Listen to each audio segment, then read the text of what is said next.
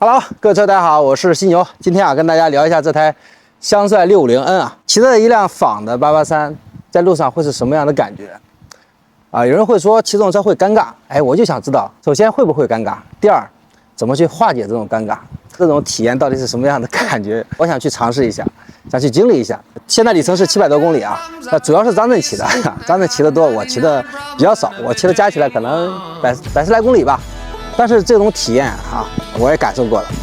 路上会有人跟你投以异样的眼光啊，这种眼光有的是友善的，有的是好奇的，也有的是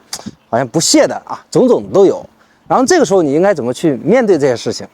特别有意思，这是我要跟大家重点要分享的。那另外就是这个车到底做的怎么样？祖国版的883啊，跟真正的883硬汉啊，骑上去到底有什么样的区别？可能很多车友看到这个车啊，好像哈雷啊，好像883啊，确实，不是说像啊，简直一模一样，其实差别蛮大的。可能有些人没有骑过883，怎么感觉说啊，样子很像啊，尺寸大小都一样，包括配色都很像，但是啊，跟883那种感觉差别还是蛮大的。骑行的一些感受啊，还有关键是这种心理的这种状态，跟大家做一个分享。那首先来说，这个车骑的怎么样啊？它是看着像883。但骑起来跟883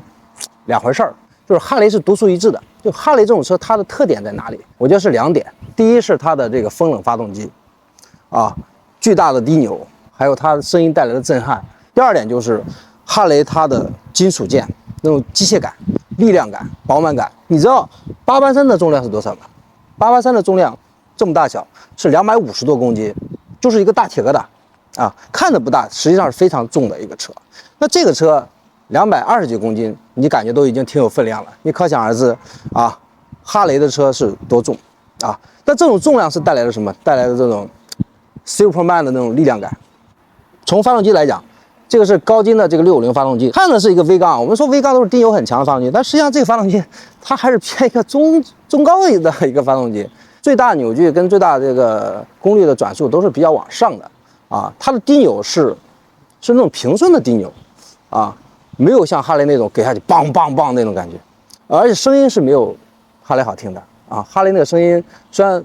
有人感觉很吵，但它那是有节奏感的。那这个声音呢，就相对来讲它要嘈杂一点。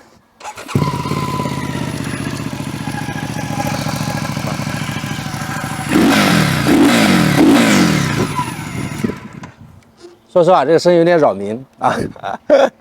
每次张震骑这个车到我那个车库那里去，我就说你赶紧熄火，赶紧熄火，不然楼上要骂的。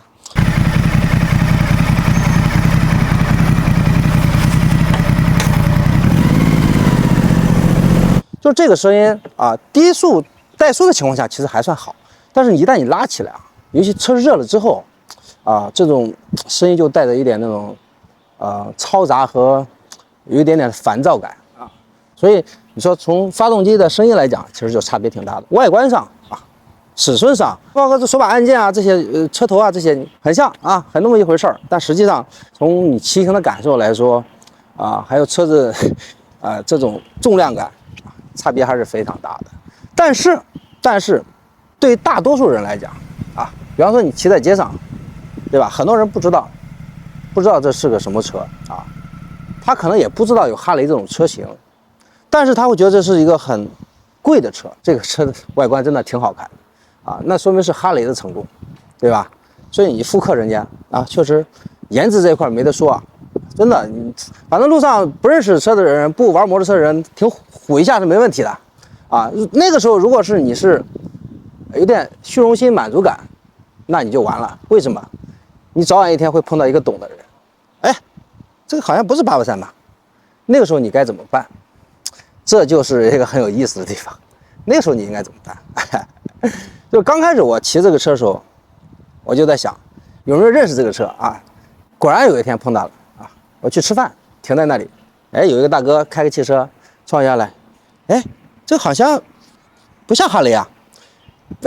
那一瞬间我就是这个整个思想是特别复杂的。但是我很快就反应过来，我说这个真的不是哈雷这个是国产的香帅，才3万多块钱，但是还是觉得有点不好意思。所以我也问很多关注这个车的车友，我就问你为什么要去买这样一个车，要去关注这样一个车？你不觉得它太像883了吗？你不觉得尴尬吗？有些车友的回答，我觉得还是挺有意思。他说：“我何尝不想买一辆883呢？啊，但是确实没有那么多钱。但我也不是为了虚荣去拿它去装883，我只是喜欢这种哈雷的风格，但是我预算又不够，对啊，我觉得买这样一个车是能满足我的要求的。对啊，就是这一点说的非常好，就是如果你抱着一颗虚荣心去买一辆车，你知道虚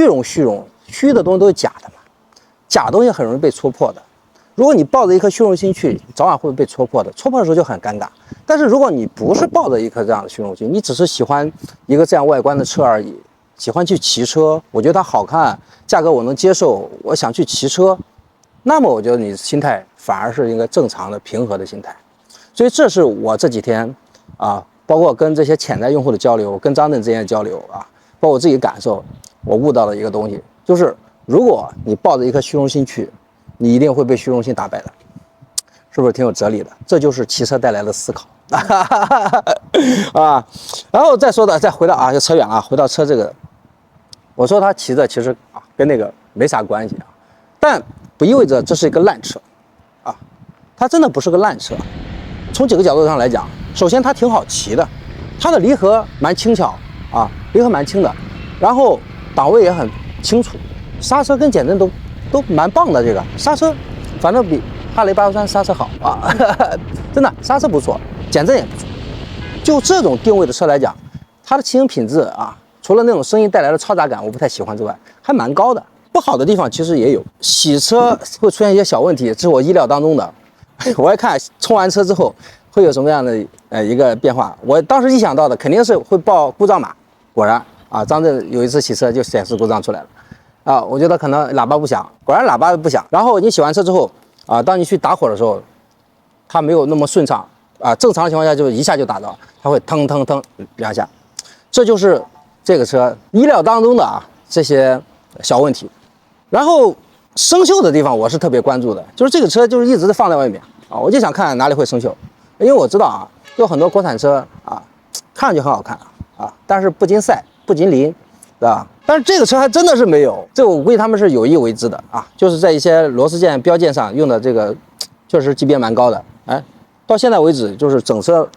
没有生锈的地方，但是也有一些地方看上去比较档次比较低比方说这个手把胶这里手把胶呢，这个边缘这个地方已经开始有点老化了然后比方说排气排气你看这个接缝这里对吧？这个处理的就不好这个就比较随意。然后说到这个骑行的感受就是在城区里骑就是这种速度不快的情况下，我觉得还挺舒服。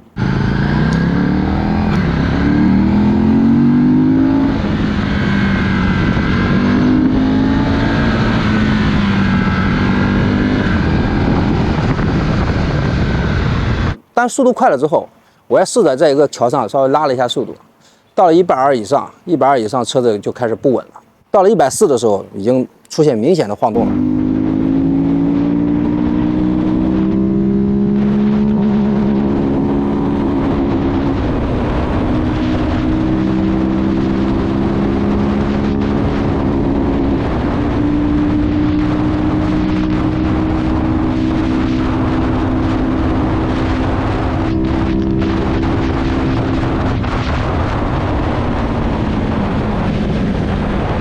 虽然说它有650的排量然后功率相对来讲也不算小，但它并不是一个适合去高速的一个车稳定感没有那么好本身这种车的它这种高速的稳定性就不太行，所以不要以为这个车排量大，什么功率也不小，你就拿着去跟人家去崩玩的不是那个玩的还是日常的骑行，还是这种休闲玩那个感觉油耗这一块呢，就有车友在问这个油耗，因为油箱不大，油箱大概只有13升左右的油耗呢，现在是表上是700公里多，加上285块钱油，里面大概剩了一半我们就算250块钱油吧，250块钱油700公里，这个怎么算？3毛53毛5大概就是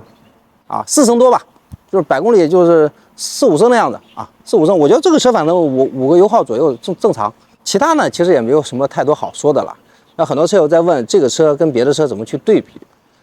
其实这个问题呢，说复杂也复杂，说简单也简单。复杂的就是你是站在一个什么角度上去要求你的车，你的需求是什么？简单的就是肯定好看一点啊，但是高仿的，人家那个车是原创的，但是看上去外观没有这个来的拉风，所以还是回归到你自己的需求，你自己的内心啊，你是说希望有一辆好看的车，你是想骑着它而已，还是你有别的要求？